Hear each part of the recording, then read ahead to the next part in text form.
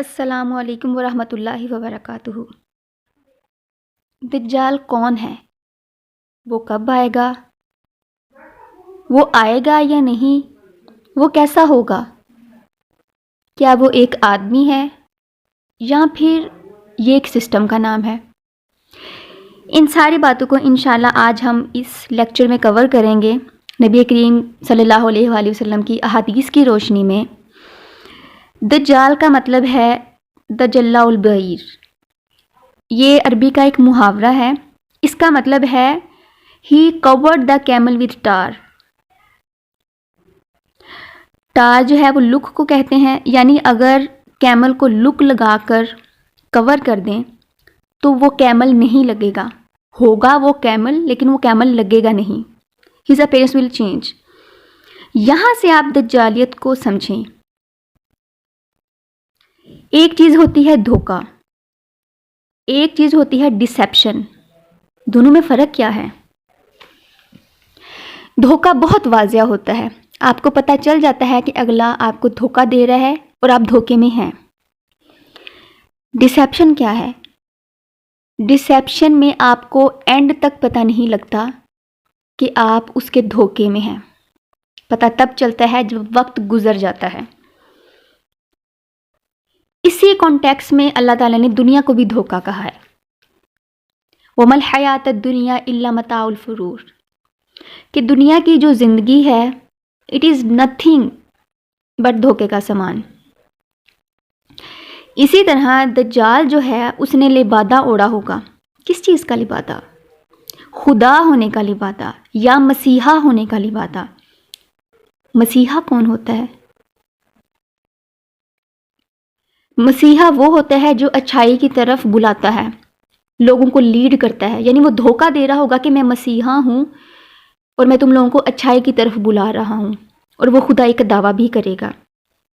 حالانکہ وہ مسیحا نہیں ہوگا، وہ جھوٹا مسیحا ہوگا۔ تو پھر سچا مسیحا کون ہوگا؟ سچا مسیحا ہمارے حضرت عیسیٰ علیہ السلام ہوں گے۔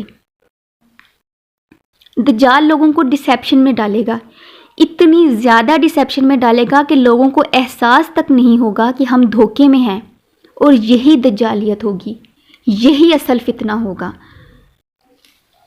اب دجال کی اپیرنس کیسی ہوگی؟ وہ کیسا دکھنے میں وہ کیسا ہوگا؟ دجال کے بارے میں مختلف روایات میں ہمیں یہی ملتا ہے، وہ کانا ہوگا، یعنی اس کی ایک آنکھ ہوگی،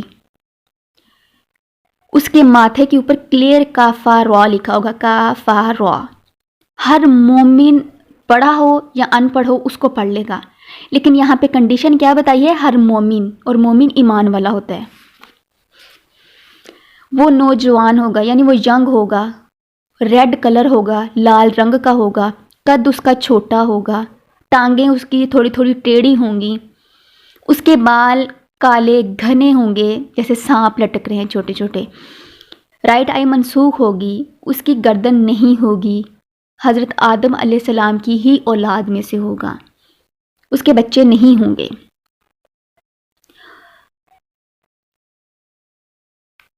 دجال کے بارے میں ہے کہ اس کی ایک آنکھ کانی ہوگی، تو نبی پاک صلی اللہ علیہ وسلم نے اس چیز پر صحابہ کرام کو یا ہمیں یہ بھی گائیڈ کرنے کی کوشش کی ہے۔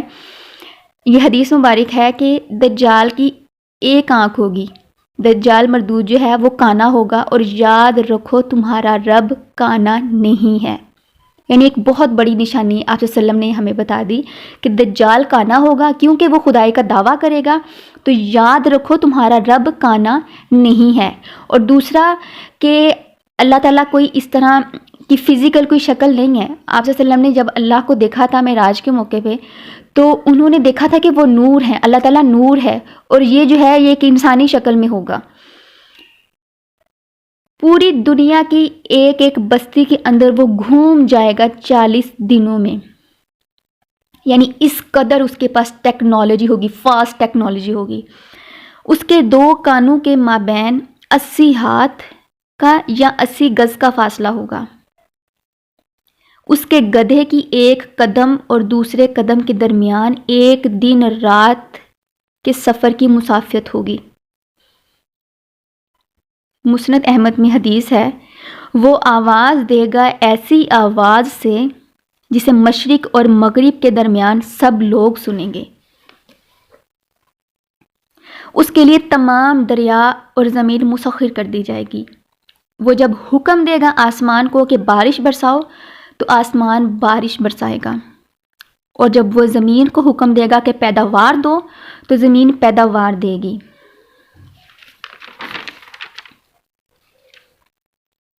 نبی کریم صلی اللہ علیہ وآلہ وسلم نے فرمایا، حضرت آدم علیہ السلام کی پیدائش سے لے کر قیامت تک کوئی فتنہ اتنا بڑا نہیں ہے جتنا فتنہ دجال ہے. یعنی جتنا فتنہ دجال بڑا ہوگا ابھی تک کوئی بھی فتنہ اتنا بڑا نہیں ہے. سب سے بڑا فتنہ فتنہ دجال ہوگا. آپ صلی اللہ علیہ وسلم صحابہ کرام کو اس قدر دجال کے فتنے سے ڈرایا کرتے تھے، یہ ہم اس حدیث میں دیکھ لیتے ہیں. صحابہ کرام کو رسول اللہ صلی اللہ علیہ وآلہ وسلم دجال کے فتنے کے بارے میں بہت وارن کیا کرتے تھے.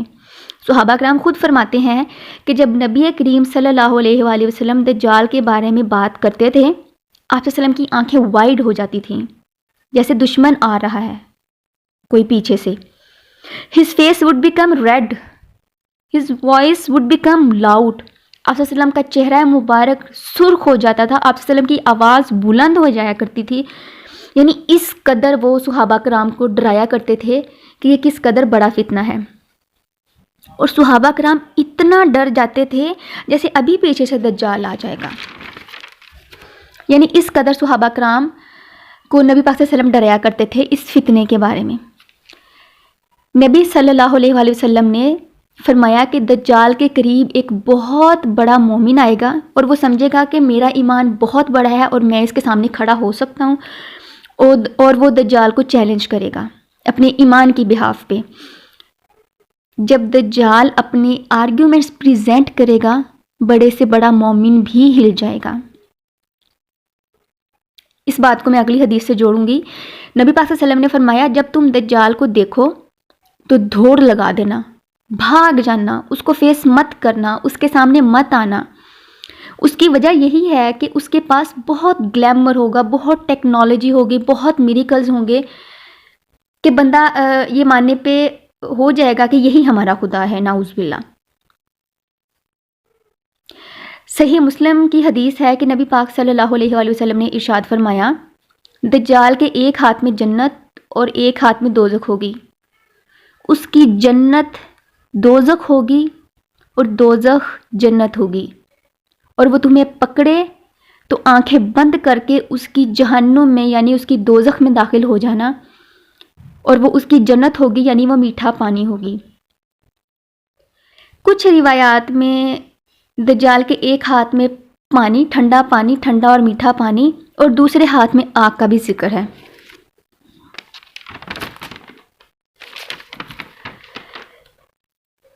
پھر آگے کچھ اور احادیث ہیں. وہ ایک آدمی کو چیر کر 2 ٹکڑوں میں بانٹے گا اور پھر اس کو زندہ کر دے گا، یعنی وہ مردوں کو زندہ بھی کر سکے گا. اس کے ساتھ شیاطین اور جن کے لشکر ہوں گے. وہ ان کی صورتیں ایسی بنا دے گا کہ لوگوں کے مرے ہوئے ماں باپ. اس کی پیروی کے لیے نکلیں گی گھروں سے وہ عورتیں، اس کی پیروی کے لیے گھروں سے عورتیں نکلیں گی، یہاں تک کہ بندہ مومن جائے گا اپنے گھروں میں دوڑ کر اپنی ماں کو، بہن کو، بیٹی کو، بیوی کو جکڑ کر چینز میں رسیوں سے باندھنے کی کوشش کرے گا، اور وہ رسیاں تڑوا کر دجال کے پیچھے بھاگ رہی ہوں گی. دجال ہوگا کون؟ کچھ واقعات ہمیں اس کے بارے میں ملتے ہیں. ایک واقعہ یہ بھی ملتا ہے کہ حضور صلی اللہ علیہ وآلہ وسلم کے ہی زمانے میں یہودیوں میں سے ایک بچہ پیدا ہوا، ابن سعد. اس میں ایک غیر معمولی صلاحیتیں تھیں، وہ اپنی پیٹھ کے پیچھے سے بھی دیکھ سکتا تھا. جب وہ سوتا تھا اس کا دل نہیں سوتا تھا، پورے طریقے سے اس کے حواس جو ہیں وہ بیدار رہتے تھے، یعنی اس کا جو مائنڈ ہے، دماغ ہے، وہ ایکٹیو رہتا تھا. تو حضور صلی اللہ علیہ وآلہ وسلم نے اس کے حالات وغیرہ کا باقاعدہ مشاہدہ کیا، یہ سوچتے ہوئے کیا یہ وہی تو نہیں بنے گا، یعنی یہ دجال تو نہیں ہوگا بڑا ہو کے۔ حضرت عمر رضی اللہ عنہ نے کہا کہ حضور صلی اللہ علیہ وآلہ وسلم آپ مجھے حکم دیں، میں ابھی اس کی گردن اڑا دیتا ہوں۔ آپ صلی اللہ علیہ وسلم نے فرمایا نہیں، اگر تو یہ وہی ہے، یعنی کہ اگر تو یہ دجال ہی ہے تو اس کو قتل کرنے کے لیے حضرت عیسیٰ بن مریم آئیں گے، یعنی اس کو حضرت عیسیٰ علیہ السلام ہی قتل کریں گے۔ اور اگر یہ وہ نہیں ہے، یعنی دجال نہیں ہے، تو آپ خام خواہ ایک جان کو قتل کر دیں گے اور آپ پر الزام آئے گا۔ ایک اور واقعہ ہمیں ملتا ہے، پھر ایک صحابی تمیم داری رضی اللہ عنہ، وہ عیسائی تھے، اسلام لے آئے تھے۔ وہ کسی بحری سفر پر گئے تو طوفان آ گیا وہاں پہ۔ 1 مہینے تک کبھی ان کا جہاز ادھر کبھی ادھر، موجوں نے کبھی ادھر کر دیا کبھی ادھر کر دیا، یعنی وہ اپنی منزل تک نہیں پہنچ سکے، وہ راستہ بھٹک گئے اور ایک جزیرے میں ان کا اترنا ہو گیا۔ وہاں کوئی نہیں تھا۔ وہ کچھ اندر گئے تو انہیں ایک مخلوق نظر آئی، جساسا، یہ مخلوق کا نام ہے، جن کا پتہ نہیں چلتا تھا کہ ان کا منہ کدھر ہے اور ان کی دم کدھر ہے۔ اس قوم نے صحابی سے کہا تم کیا کرنے آئے ہو؟ تم جاؤ، ایک گھنا جنگل ہے، وہاں ایک چرچ ہے، وہاں پر ایک شخص تمہارا انتظار کر رہا ہے۔ وہ جب وہاں سے گئے تو انہوں نے دیکھا ایک بہت بڑا قوی ہیکل، بہت لمبا چوڑا، رسیوں میں اور چینز میں جکڑا ہوا ایک انسان ہے، یعنی اس کی انسانی ہی شکل تھی۔ پھر ان سے ان کا مکالمہ ہوا۔ اس نے پوچھا، یعنی اس انسان نے پوچھا کیا تبریہ جھیل میں پانی ہے؟ صحابی کہتے جی ہے۔ کہتے ایک وقت آئے گا کہ یہ پانی نہیں رہے گا، یعنی یاجوج ماجوج آئیں گے اور وہ یہ سارا پانی پی جائیں گے، ایک قطرہ بھی نہیں رہے گا۔ تو پھر اس نے غالباً یہ کہا کہ میں دجال ہوں، ابھی اللہ تعالیٰ نے جکڑا ہوا ہے مجھے، ایک وقت آئے گا وہ مجھے چھوڑے گا۔ کچھ روایات میں ہمیں یہ بھی ملتا ہے کہ دجال جب آنے والا ہوگا یا دجال جب آئے گا تو اس کو کوئی چیز غصہ دلائے گی، پھر وہ آئے گا۔ تو بہت سارے مفسرین اور علماء کرام نے یہ بتایا ہے کہ جب امام مہدی آئیں گے تو وہ جو ہے مسلمانوں کے ساتھ بہت ساری بستیوں کو، علاقوں کو فتح کرتے جائیں گے، یعنی مسلمان بہت کثیر تعداد میں ہو جائیں گے۔ تو یہ چیز جو ہے، یہ چیز دجال کو غصہ دلائے گی اور وہ اپنی چینز اور رسیاں تڑوا کر وہ باہر نکل آئے گا۔ جب وہ صحابی واپس آئے تو نبی کریم صلی اللہ علیہ وآلہ وسلم کو سارا واقعہ سنایا۔ تو نبی پاک صلی اللہ علیہ وسلم نے سب کو جمع کروایا اور سارا واقعہ سنایا جو صحابی کا تھا۔ پھر ایک نشانی یہ بھی ہے کہ دجال کے آنے سے پہلے 3 سال قحط ہوگا۔ پہلے سال اللہ آسمان کو حکم دیں گے کہ 1/3 بارش کو روک لو اور زمین کو 1/3 پیداوار کو روک لو۔ دوسرے سال اللہ حکم دیں گے آسمان کو 2/3 بارش کو روک لو اور زمین کو 2/3 پیداوار کو روک لو۔ اور تیسرے سال اللہ تعالیٰ آسمان کو حکم دے گا کہ سارا پانی روک لو، یعنی بارش نہیں ہونی اب، اور زمین کو کہ ساری پیداوار روک لو، یعنی وہ بنجر ہو جائے گی۔ تو صحابہ کرام بہت حیران پریشان کہ یا رسول اللہ صلی اللہ علیہ وآلہ وسلم لوگ کھائیں پیئیں گے کیا؟ تو نبی کریم صلی اللہ علیہ وآلہ وسلم نے فرمایا ان کا کھانا پینا لا الہ الا اللہ، الحمد للہ، سبحان اللہ، اللہ اکبر ہوگا، یعنی یہ جو کلمات اس وقت میں پڑھے گا اللہ اس کے لیے کافی ہو جائے گا۔ ویسے یہ کلمات جو ہیں یہ افضل کلمات ہیں۔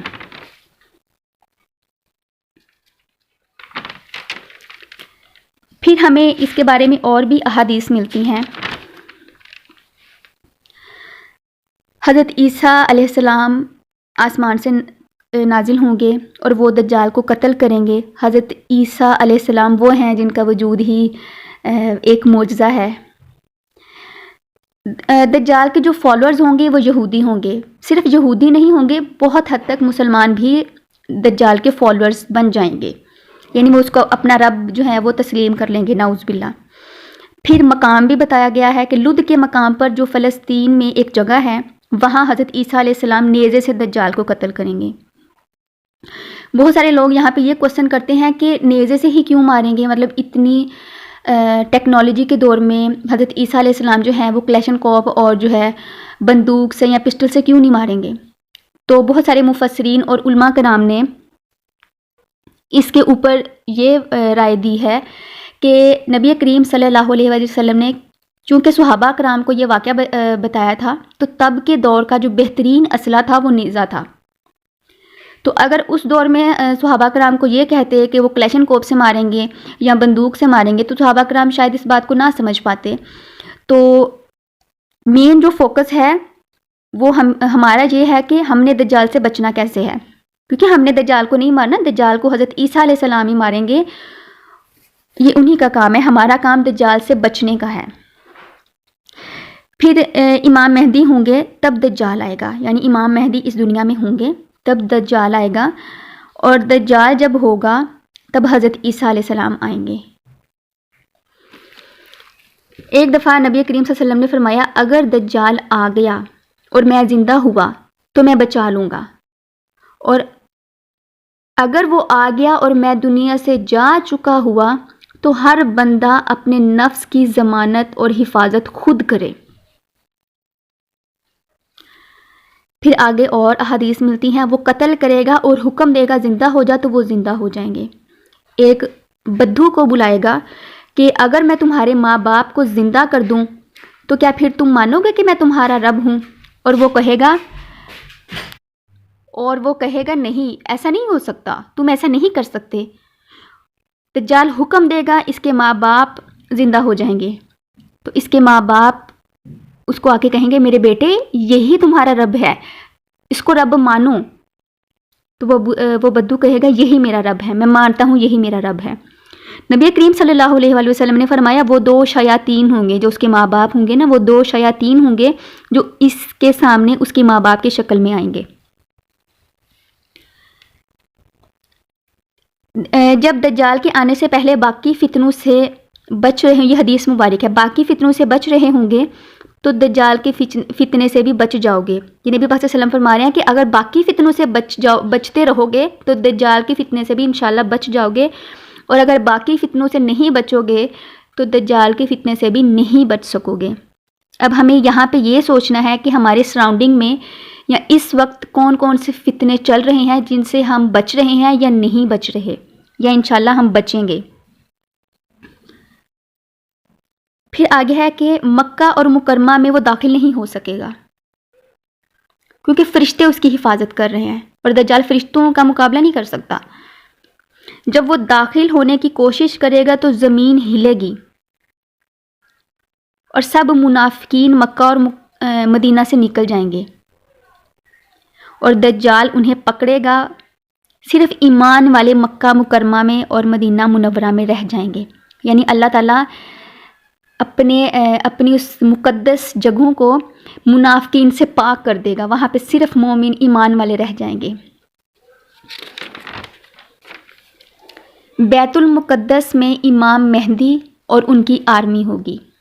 ہم نے کہا نا کہ امام مہدی جب ہوں گے تب دجال آئے گا، تو امام مہدی اور ان کی آرمی ہوگی، وہاں وہ رات کو پہنچے گا۔ امام مہدی چھپے ہوں گے اپنی فوج کے ساتھ، صبح جنگ شروع ہونے والی ہوگی، اور امام مہدی جب امامت کروانے لگے ہوں گے فجر کی نماز کی تو وہ دیکھیں گے کہ اللہ کی مدد نازل ہو گئی، یعنی حضرت عیسیٰ علیہ السلام کا نزول ہوگا، تب فرشتوں کے ذریعے سے وہ نیچے آئیں گے انشاءاللہ۔ اور امام مہدی کہیں گے کہ حضرت عیسیٰ علیہ السلام آئیں امامت کروائیں، اور وہ کہیں گے نہیں تم کرواؤ امامت، میں نبی کریم صلی اللہ علیہ وآلہ وسلم کا امتی بن کر آیا ہوں، میں ان کا فالورز بن کر آیا ہوں۔ اور پھر امام مہدی امامت کروائیں گے اور نماز پڑھیں گے ان کے پیچھے تمام مسلمان۔ اللہ نے حضرت عیسیٰ علیہ السلام کو طاقت دی ہوگی کہ کوئی بھی کافر حضرت عیسیٰ علیہ السلام کی منہ کی اسمیل کو سونگھے گا وہ ڈیزالو ہو جائے گا، یعنی کافر سے مراد یہاں پہ دجال کے فالورز ہوں گے. جیسے نمک پانی میں ڈیزالو ہو جاتا ہے ایسے وہ ڈیزالو ہو جائیں گے حضرت عیسیٰ علیہ السلام کی منہ کی اسمیل کو سونگھتے ہی. بہت ساری احادیث میں یہ بھی ملتا ہے کہ بہت سارے لوگ جو ہیں وہ دجال کے فالورز بن جائیں گے. کچھ لوگ ہی ایمان والے پیچھے رہ جائیں گے. زیادہ تر لوگ جو ہے وہ اس کے فتنے میں آ جائیں گے, اسے اپنا رب تسلیم کر لیں گے. جب دجال دیکھے گا حضرت عیسیٰ علیہ السلام کو کہ وہ آ گئے ہیں, وہ بھاگے گا اور حضرت عیسیٰ علیہ السلام اس کو نیزہ ماریں گے اور ختم کر دیں گے. اس طرح دجال کا خاتمہ حضرت عیسیٰ علیہ السلام کے ہاتھوں ہوگا انشاءاللہ. اور مقام جو ہے وہ لد کا مقام بتایا ہے جو فلسطین میں ایک جگہ ہے. اب کوسچن یہاں پہ یہ پیدا ہوتا ہے کہ ہم کس طرح دجال سے بچیں. اس کے لیے 7-8 پوائنٹ جو ہیں وہ اگر ہم ان پہ عمل کر دیں انشاءاللہ باذن اللہ تو ہم بچ سکتے ہیں دجال کے فتنے سے. سب سے پہلا جو پوائنٹ ہے وہ ہے ایمان, اور سب سے بڑا پوائنٹ بھی آئی تھنک یہی ہے ایمان. اب ایمان کیا منہ سے کہہ دینا کہ جی میں اللہ کو تسلیم کرتا ہوں؟ نہیں, ایمان دل سے, ایمان زبان سے, ایمان عمل سے. یعنی دل سے بھی ہمارا ایمان مضبوط ہو, زبان سے بھی ہم اس کا بار بار اقرار کریں, اور اپنے عمل سے بھی بتائیں لوگوں کو کہ ہم مسلمان ہیں اور ہم ایمان والے ہیں. اور دوسرا پوائنٹ کہ جب دجال نکلے گا تو ہمیں امام مہدی کے پاس جانا ہے, اور اگر وہ نہ ملیں تو اپنے آپ کو نیک لوگوں کے ساتھ جوڑ کر رکھنا ہے. اس سے بھی ہمارا جو ایمان ہے وہ انشاءاللہ مضبوط ہی رہے گا. تیسرا, اللہ کے بارے میں علم. ہمیں جاننا ہے اللہ کون ہے. جیسے جیسے ہم اللہ کے بارے میں جانتے جائیں گے ہمارا ایمان بلڈ ہوگا, ہمارا ایمان مضبوط ہوگا انشاءاللہ. چوتھا, دعا کرنی ہے اللہ سے اس فتنے سے بچنے کی. پانچواں, لوگوں کو دجال کے بارے میں بتانا ہے, اویئرنیس دینی ہے لوگوں کو کہ دجال کا فتنہ کتنا بڑا ہے, وہ کب آئے گا, وہ کیسا ہوگا. ایک حدیث میں آتا ہے کہ دجال تب آئے گا جب لوگوں کو اس کے بارے میں پتہ نہیں ہوگا اور ممبروں کے اوپر دجال کے بارے میں بات نہیں کی جائے گی. تو ہمیں لوگوں کو اویئرنیس دینی ہے, دجال کے بارے میں علم دینا ہے. چھٹا پوائنٹ یہ ہے کہ دجال سے چھپنا ہے. یہ نہیں کہ دجال آ گیا تو چلیں ہم آئیں ہمیں اس کو دیکھنے چلیں. دجال سے چھپنا ہے. ہر ایمان والا اس وقت دجال سے چھپے, کیونکہ وہ بڑے سے بڑا مومن بھی اس کے سامنے ہل جائے گا. وہ ایسے ایسے میریکلز پیش کرے گا, اس کے پاس اتنی فاسٹ جو ہے وہ ٹیکنالوجی ہوگی, اتنا زیادہ گلیمر ہوگا کہ اس سے بچنا بہت مشکل ہے لیکن ناممکن نہیں ہے. سورہ کہف کو تفصیل کے ساتھ پڑھیں کیونکہ اس صورت میں مادہ پرستی, میٹیریلزم کو رد کیا ہے کہ آج کل کے فتنوں سے کیسے بچیں یا ان فتنوں کا انجام کیا ہے. اور سورہ کہف کی ابتدائی 10 آیات جو ہیں اس کو تلاوت کرنے سے بھی دجال کے فتنے سے بچا جا سکتا ہے. کچھ روایات میں آخری 10 آیات بھی بتائی گئی ہیں. السلام علیکم ورحمۃ اللہ وبرکاتہ.